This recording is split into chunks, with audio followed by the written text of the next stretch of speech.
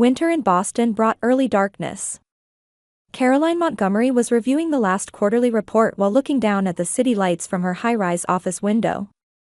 Caroline had made a name for herself as a respected investment analyst on Wall Street. She embodied the ideal career woman with her refined features and smart pantsuit, though her eyes held warmth. "Good work today. Shouldn't you be heading home?" Secretary Jenny peeked into the office with concern. The clock already showed 8 o'clock. "Yes, I should." "Thank you, Jenny." Caroline smiled as she closed her laptop and began packing documents into her bag. While she was passionate about her work, what she cherished even more was her warm home life. Thomas Williams, whom she had married 3 years ago, worked as a regular employee at a local bank. Though his position seemed modest compared to Caroline's career, his sincerity and kindness had completely captured her heart. "I'm sure there's a warm dinner waiting for me at home," she thought, feeling a warmth in her heart. Thomas was a good cook and always prepared something special on days when she worked late.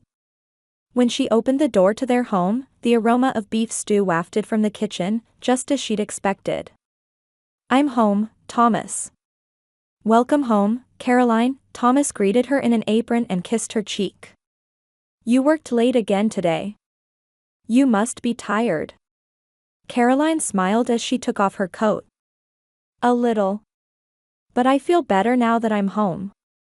Their house was in a quiet neighborhood in the Boston suburbs. Not too large, not too small, a home they had chosen together. It was a property Thomas couldn't have afforded on his salary, but Caroline had no reservations about covering most of the cost, saying, "It's our home." During dinner, Caroline listened to Thomas talk about his day. He spoke with interest about small happenings at work and interactions with customers. She loved these simple, everyday conversations. "By the way, Jennifer called today," Thomas said as he picked up his wine glass. Caroline frowned. Her relationship with her sister Jennifer was complicated. Despite having model-like beauty, Jennifer had no steady job and was financially dependent on their parents. She had always been spoiled by their parents and forgiven for everything. That hadn't changed since childhood. What did she say? "It's about a Hawaii trip your parents are planning. They want all of us to go next month." Caroline put down her fork. "This is the first I'm hearing of it." "Robert and Martha seem to want a vacation with the whole family," Thomas said gently, but Caroline couldn't help but smile bitterly. Her parents favored Jennifer, always spoiling her. With Caroline, however, they were strict, taking her success for granted and never even expressing gratitude. Still, Caroline had been looking after her aging parents for years, helping with their mortgage and medical expenses. "I see," she replied flatly. "And who's paying for it?" Thomas averted his gaze slightly. "Well, I haven't heard the details about that yet." "I understand," she said resignedly. "So I'll be paying in the end."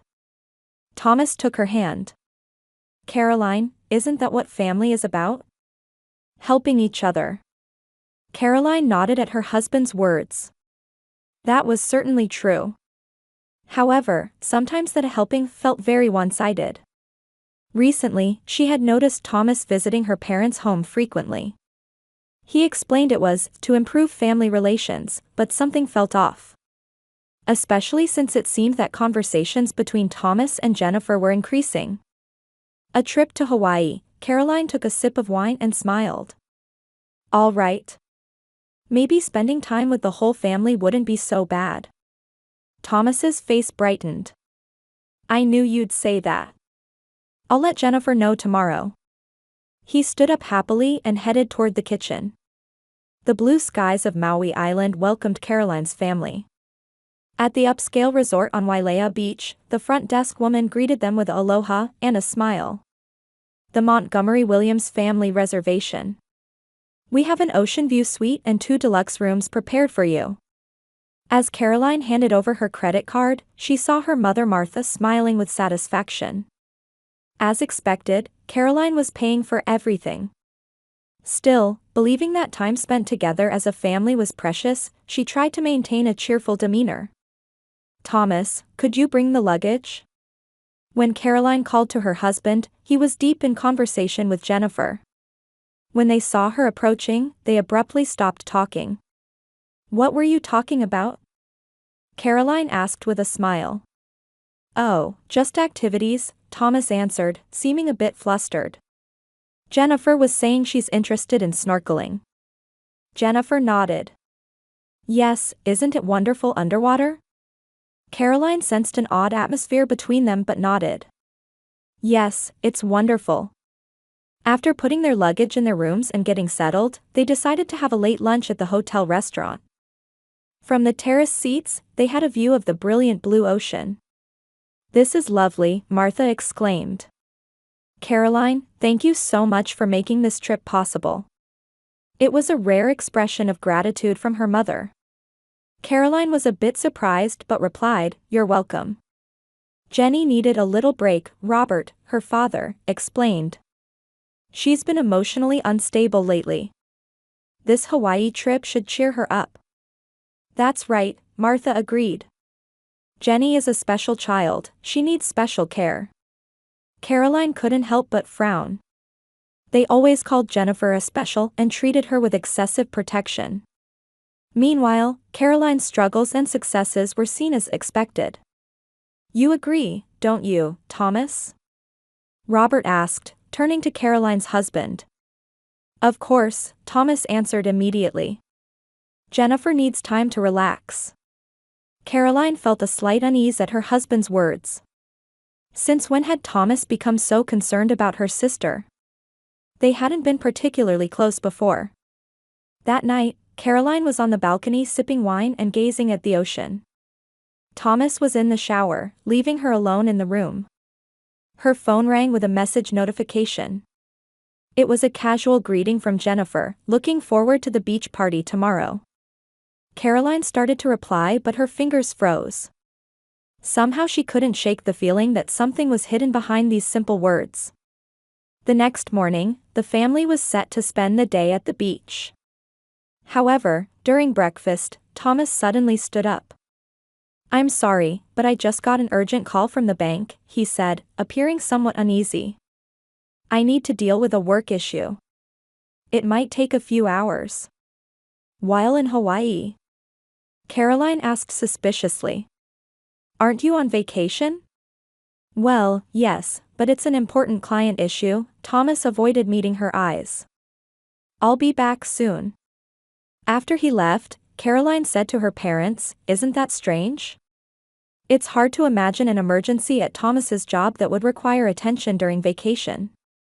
"You're too suspicious, Caroline," Martha sighed. "Always expecting the worst. That's your problem." "Mother's right," Jennifer agreed. "Thomas is just responsible. He's a good man." Caroline nodded silently, but anxiety was growing inside her. She took out her phone and called Thomas's company. "First National Bank, how may I help you?" a receptionist answered. "Hello, this is Thomas Williams' wife. I'd like to get in touch with him."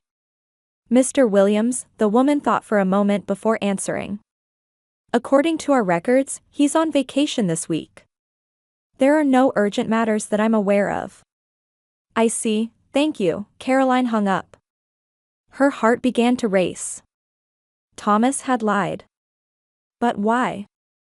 And where was he and what was he doing?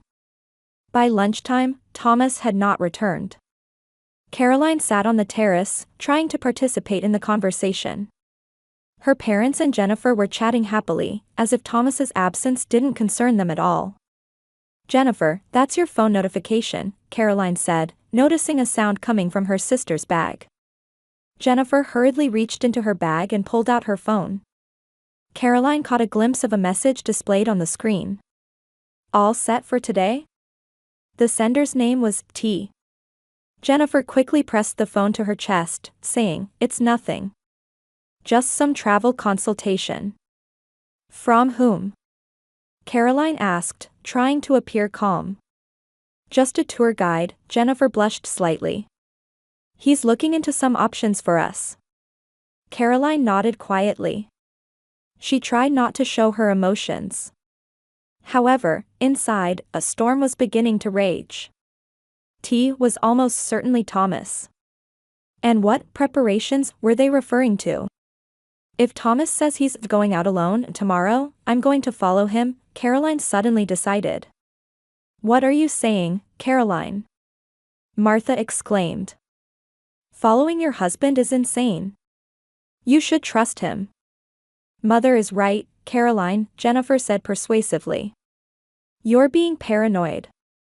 But Caroline's intuition was urging her to seek the truth. Something was fundamentally wrong. And she needed to know what it was. If nothing is being hidden, then there's no problem, Caroline said quietly. As the morning sun turned Maui's ocean golden, Caroline was already awake.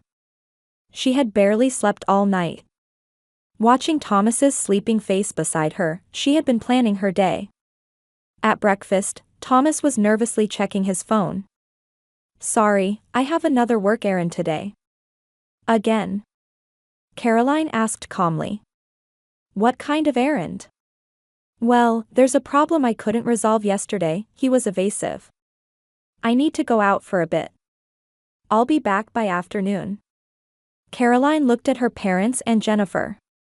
They said nothing, continuing their meal as if they had expected this. Thomas, she said quietly. If you're lying, tell me honestly now. What are you talking about? Thomas frowned. I'm just going to work. Robert cleared his throat and interrupted.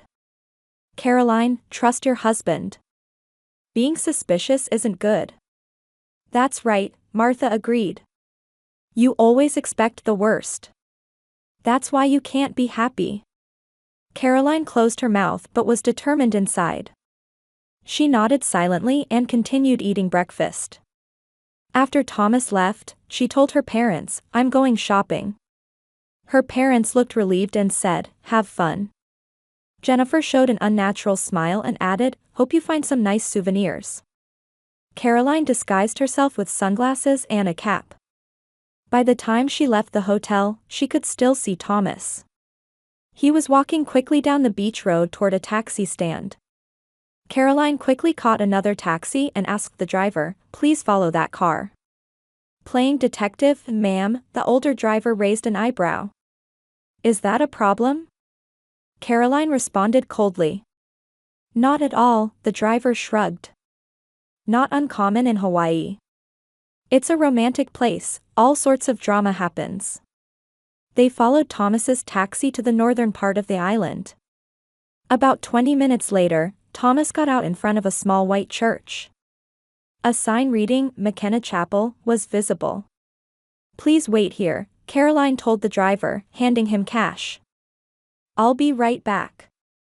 She hid a short distance from the church and watched Thomas enter the chapel. When he disappeared, Caroline slowly approached the church.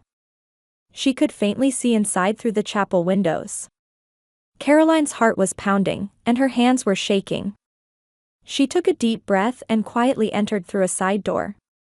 The sight she witnessed left her frozen. Jennifer, dressed in a white wedding gown, stood before the altar. Next to her was Thomas in a tuxedo. They were holding hands as a man who appeared to be a minister was reading something. In the front row of the church sat Caroline's parents. Happy smiles adorned their faces. Caroline hid in the shadow of a wall and leaned forward slightly to hear their voices. She doesn't know, right? Jennifer's anxious voice could be heard. Don't worry, relax, Thomas answered as he held her hand. She doesn't suspect a thing. She's so oblivious she won't notice, Martha laughed. Caroline's head is always full of work. She can't even imagine our plan. What happens after the wedding? Robert asked. First, I'll ask for a divorce and get half of Caroline's assets. Her pride is so high that she'll give in without a fight. Thomas's voice was cold and calculating. Then we'll move to New York. I have shares in her company too, so if things go well, I might even get on the board. And we won't have to worry about our old age, Martha said happily. Caroline won't abandon us, so if we share her wealth, our remaining years are secure. When your remarriage to Jennifer becomes public, it will damage Caroline's reputation at her company, Robert added. Then she won't be able to resist us. Caroline's body was trembling, but her eyes were cold and clear. She took out her smartphone and began recording the conversation. Then she quietly filmed the ceremony. "What do you think Caroline is doing right now?" Jennifer asked with a giggle. "Probably sitting idly at the hotel," Thomas shrugged. "She thinks she's smart, but she's actually easy to fool. That's why I married her." A cold anger spread through Caroline's heart. But no emotion showed on her face.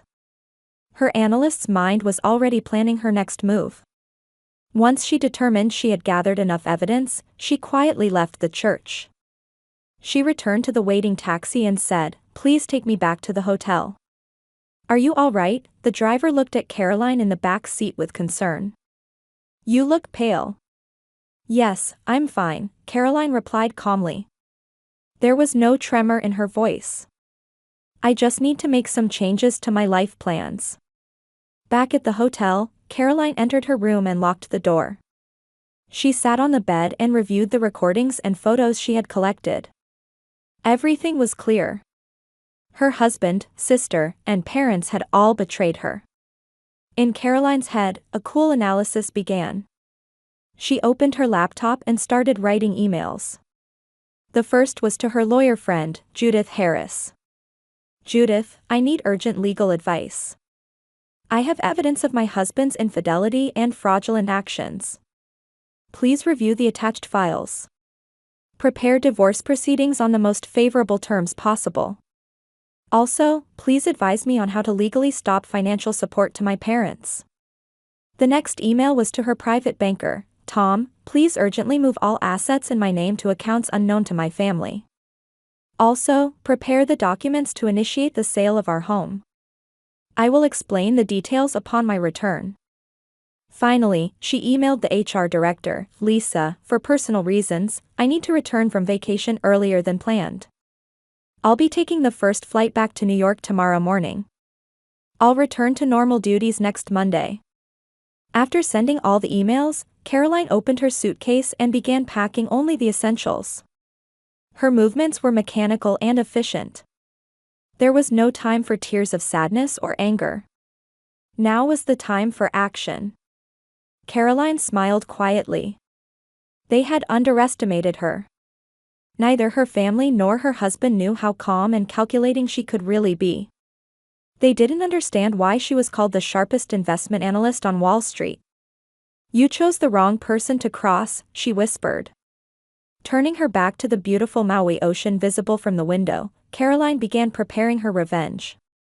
In her heart, there was sadness for the people she had once loved, but even stronger was her determination. The determination to make them pay for their betrayal. Caroline left Hawaii before dawn. She left a short note at the front desk addressed to "My family, had to leave early for urgent business. Enjoy your vacation." Just that cold message. On the plane to New York, Caroline stared out the window at the clouds, hardening her heart as she formulated her plan. Her mind was calm and clear. The analytical skills and decisiveness she had cultivated as a top investment analyst were now shaping her revenge. When the word revenge crossed her mind, she was a bit surprised. She hadn't thought she would harbor such emotions. But she told herself this wasn't just emotional retaliation, but seeking just compensation for betrayal. Upon arriving at her Boston home, Caroline immediately took action. Her movements were efficient. First, she met face-to-face with Judith Harris, the best divorce attorney. "This is complete fraud," Judith declared after seeing the recordings and photos from Hawaii. "Legally, it could even be considered attempted bigamy. We can proceed with divorce on the most favorable terms." "Thank you, Judith," Caroline answered calmly. "I also want to stop financial support to my parents." "That's possible too," Judith showed her documents. "Your assistance to your parents was provided without legal contracts, so it can be stopped at any time." Caroline also met with the private banker and changed access to all joint accounts, moving assets to separate accounts unknown to Thomas and her family. Using her knowledge as an economic analyst, she also began procedures to legally block access to her parents' retirement pensions. The price for trying to use my life will be high, Caroline determined. Next, she arranged for movers. Following her instructions, they moved most items from the house to a new storage location. Memorable photos, expensive furniture, art collections they had gathered together, she took everything. Leave everything Thomas chose, she coldly instructed. In reality, there was almost nothing. After all, she had created most of their home life. After the movers left, she wrote just one word, in red paint on the empty wall. The word looked like a scream from her heart. She also knew that her parents valued social reputation above all else. So she organized all the evidence of her father's affairs, her mother's false charity activities, and tax evasion. These were family secrets she had known about and kept quiet for years. Just as they didn't care about my reputation, I won't care about theirs, Caroline said to herself. Finally, she contacted a local real estate agent and initiated procedures to sell the house. I want to be free from this place of betrayal as soon as possible, she said.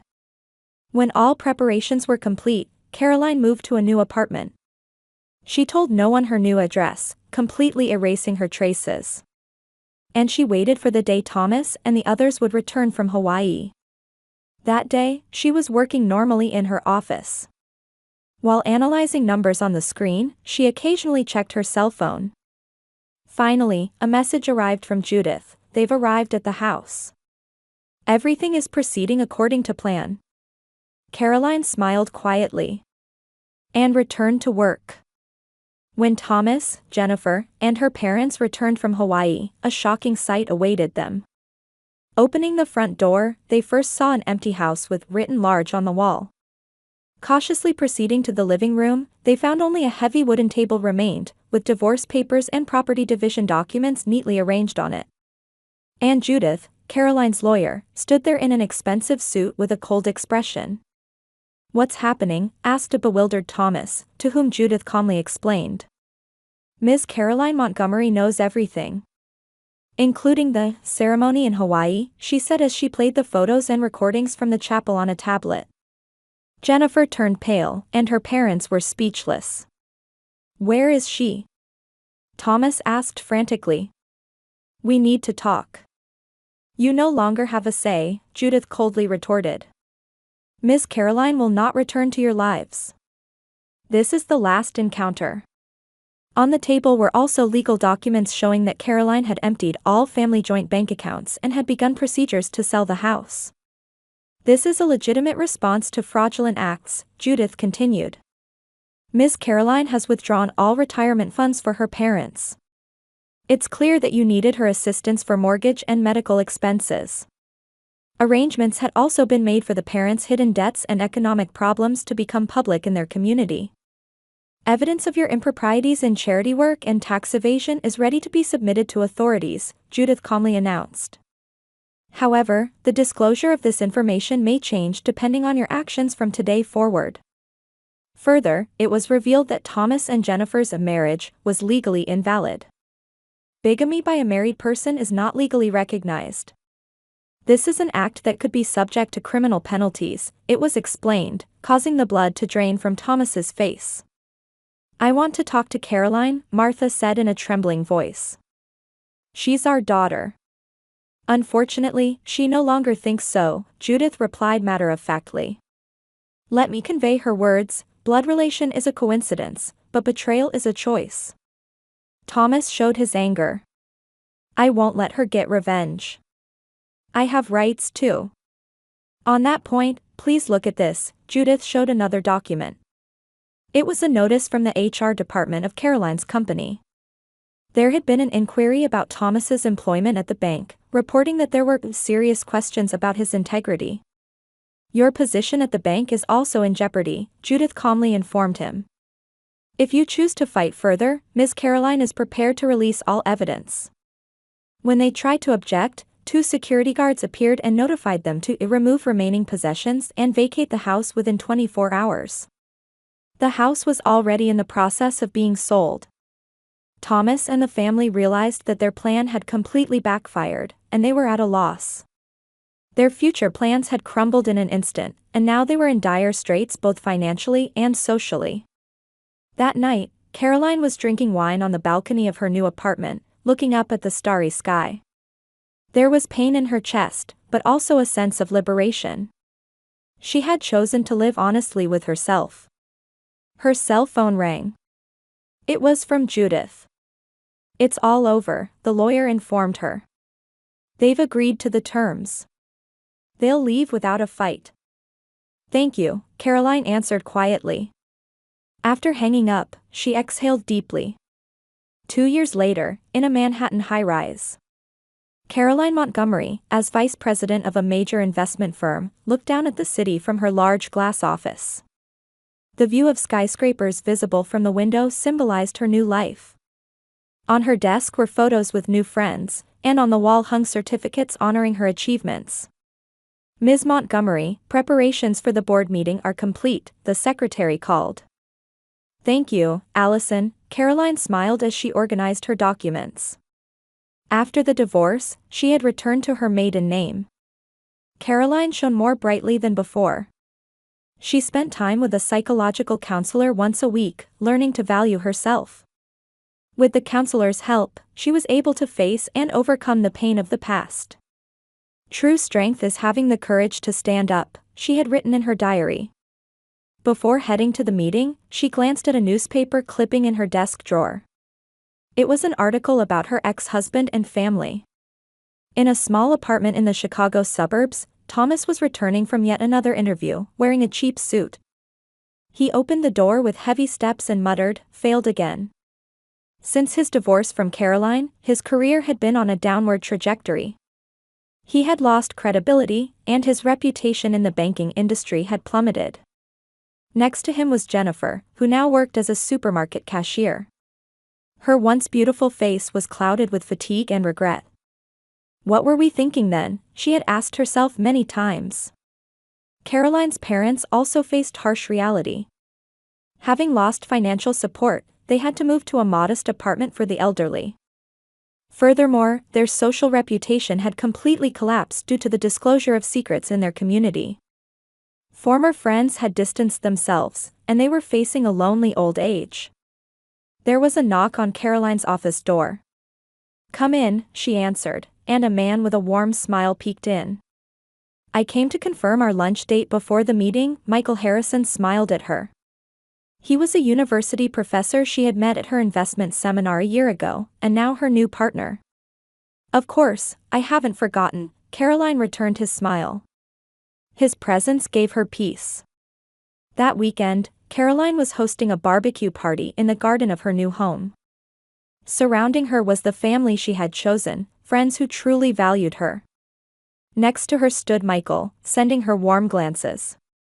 "Let's make a toast," Caroline raised her glass. "To a new chapter in life."